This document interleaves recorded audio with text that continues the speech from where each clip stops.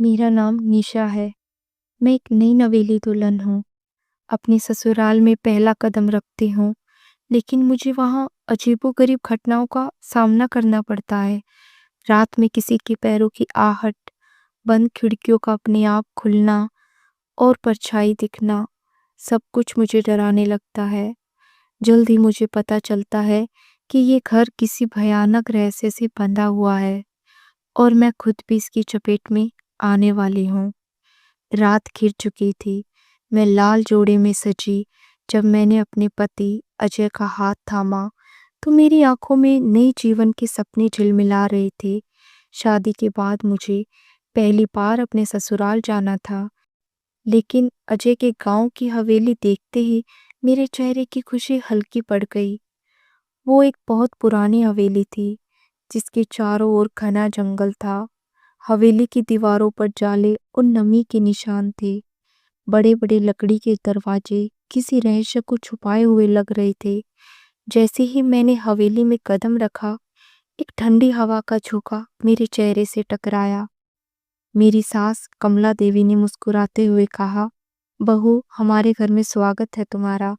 यह हवेली पुरानी जरूर है, लेकिन यहाँ के रीति रिवाज इससे भी पुराने हैं। मैंने सिर झुका लिया, लेकिन अंदर आते ही मुझे कुछ अजीब महसूस हुआ। ऐसा लगा जैसे कोई साया मेरे सामने से गुजर गया हो। मैंने तुरंत पीछे मुड़कर देखा, लेकिन वहां कुछ नहीं था। रात को जब मैं अपने कमरे में आई, तो मैंने महसूस किया कि कमरे में घुटन थी। जैसे ही मैंने खिड़की खोलने की कोशिश की, खिड़की खुद ब खुद बंद हो गई। अजय तकिए में मुंह छिपाकर सो रहे थे, लेकिन मेरा दिल तेजी से धड़क रहा था। रात के अंधेरे में अचानक चूड़ियों की खनखनाहट सुनाई देने लगी। मेरी नींद टूट चुकी थी। रात के सन्नाटे में चूड़ियों की खनखनाहट गूंज रही थी। मैं घबरा गई। मैंने अपने पास सोए अजय को जगाने की कोशिश की, लेकिन अजय गहरी नींद में थे। डरते हुए मैंने धीरे धीरे चादर हटाई, चारों तरफ देखा। कमरे में अंधेरा था, लेकिन मुझे ऐसा महसूस हुआ जैसे खिड़की के पास कोई खड़ा हो। जैसे ही मैंने ध्यान से देखा, वहां एक धुंधली परछाई दिखी। कौन है वहां? मैंने डरती हुई आवाज में पूछा। कोई जवाब नहीं आया। अचानक दरवाजे पर दस्तक हुई। मुझे डर लगने लगा। इतनी रात को कौन दरवाजा खटखटा सकता है? मैंने हिम्मत जुटाई और धीरे से दरवाजा खोला, लेकिन बाहर कोई नहीं था। केवल ठंडी हवा का झोंका मेरे चेहरे से टकराया। मुझे डर लगने लगा। मैं डर से कांप गई और तेजी से दरवाजा बंद कर लिया। मैं वापस बिस्तर पर आकर लेट गई, लेकिन नींद कोसों दूर थी। मुझे लग रहा था कि यह हवेली कुछ छुपा रही है। नेक्स्ट मॉर्निंग मैंने अपनी सास कमला देवी से पूछा, माँ जी, यह हवेली बहुत पुरानी लगती है।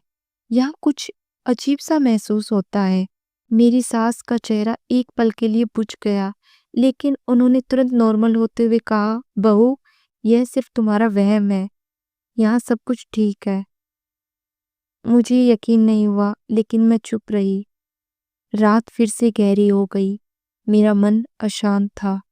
अजय अपने काम से बाहर गए थे और घर में केवल मैं, मेरी सास और हमारी नौकरानी थी। अचानक हवेली के पुराने हिस्से से बाहरी कदमों की आवाज आने लगी। ऐसा लग रहा था जैसे कोई छत पर भाग रहा हो। मैंने खिड़की से झांक कर देखा। छत पर एक औरत खड़ी थी।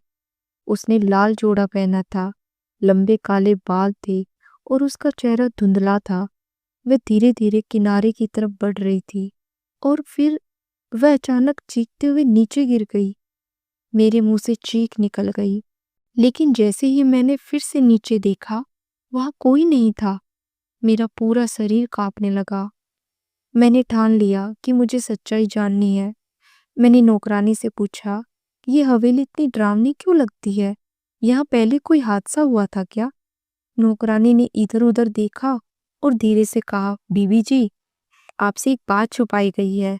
इस हवेली में पहले भी एक दुल्हन आई थी और उसकी मौत हो गई थी। मेरा दिल जोरों से धड़कने लगा। मैंने पूछा, कैसे? नौकरानी ने कांपते हुए कहा, शादी के कुछ दिन बाद ही वह इसी छत से गिर गई थी, या यूं कहें कि उसे गिरा दिया गया था, और तब से उसकी आत्मा यहीं भटक रही है। मुझे ऐसे लगा जैसे किसी ने मेरी रूह निकाल ली हो। मेरी आंखों से नींद उड़ चुकी थी। नौकरानी की बातों ने मेरे दिल में डर बिठा दिया था। अगर पहले भी एक दुल्हन की मौत हुई थी, तो कहीं अगला नंबर मेरा तो नहीं।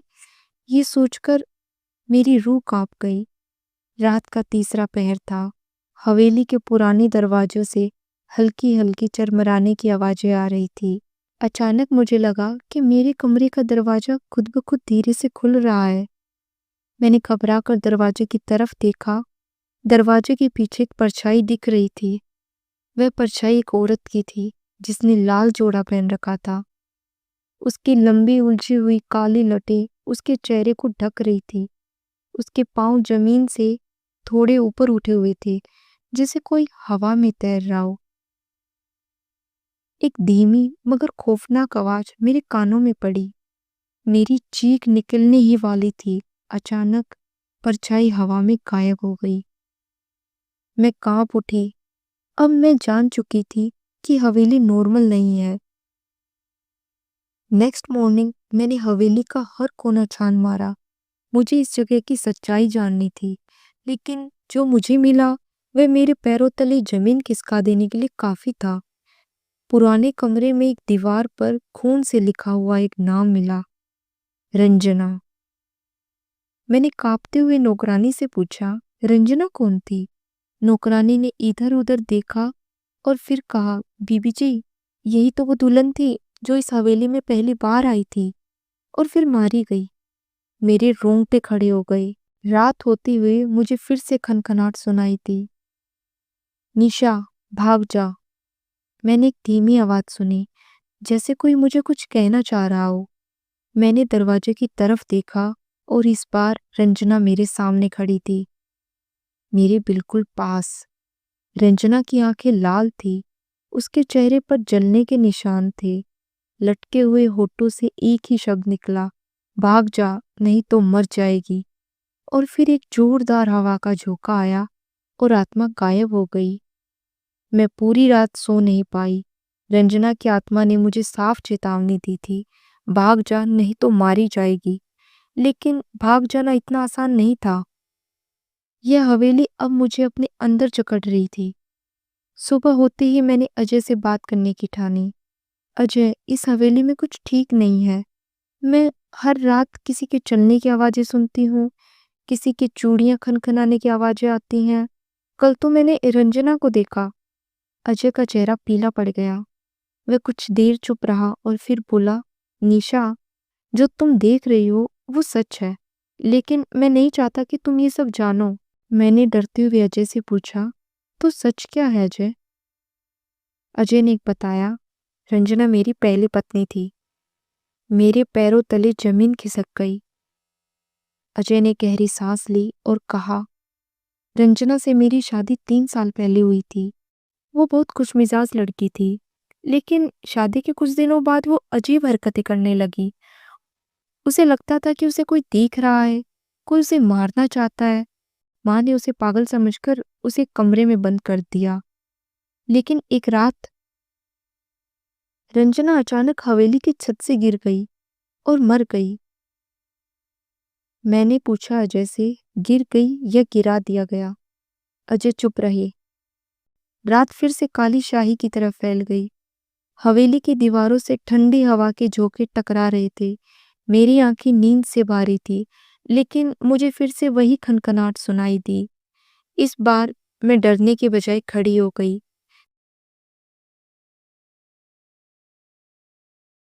इस बार मैं डरने की बजाय खड़ी हो गई। मैंने तय कर लिया था कि आज मैं इस आत्मा से सामना करके ही रहूंगी। रंजना, अगर तुम यहाँ हो तो मेरे सामने आओ, मैंने चीख कर कहा। कमरे की बत्तियां छपकने लगी और फिर रंजना की आत्मा मेरे सामने आ गई। उसकी आंखों से खून टपक रहा था और उसने अपना जला हुआ चेहरा मेरे करीब लाकर कहा, मुझे मारा गया था निशा, मेरी सास ने मुझे मारा था। क्या? माची ने? हाँ, मुझे पागल घोषित करके इस हवेली से मिटा दिया गया। लेकिन अब मैं चैन से नहीं रहूंगी। अब कोई नहीं बचेगा। मुझे सब समझ आ चुका था। मैंने अजय से कहा, अजय, तुम्हारी माँ ने रंजना को मारा है और अब उसकी आत्मा बदला लेना चाहती है। अजय हक्का बक्का रह गया। अचानक हवेली के हर कमरे की खिड़कियां जोर जोर से पटकने लगी। हवाओं में अजीब सी आवाज गूंजने लगी और फिर मेरी सास के कमरे से एक तेज चीखने की आवाज आई। मैं और अजय दौड़कर कमरे में पहुंचे, लेकिन वहां जो देखा उससे हमारी रूह कांप गई। मेरी सास की लाश हवा में झूल रही थी। उनके गले पर किसी अदृश्य हाथ के निशान थे, जैसे किसी ने उन्हें गला घोंटकर मार डाला हो। और दीवार पर लिखा था, बदला पूरा हुआ, अब मैं मुक्त हूँ। रंजना की आत्मा ने अपना बदला ले लिया था। मेरी सास की मौत के बाद हवेली में सब कुछ शांत हो गया। कुछ दिनों बाद मैंने और अजय ने हवेली को छोड़ने का फैसला किया, लेकिन जब हम जा रहे थे तो मैंने पलट कर देखा और मुझे लगा कि हवेली की खिड़की में कोई खड़ा है, लाल जोड़े में। क्या रंजना वाकई मुक्त हुई थी, या ये हवेली अब भी उसकी आत्मा की कैद में है? कहानी खत्म हुई। कैसी लगी कहानी मुझे कमेंट बॉक्स में बताइए, और आपको किस टाइप की कहानियाँ सुनना पसंद है मुझे वो भी कमेंट बॉक्स में बताइए। Thank you.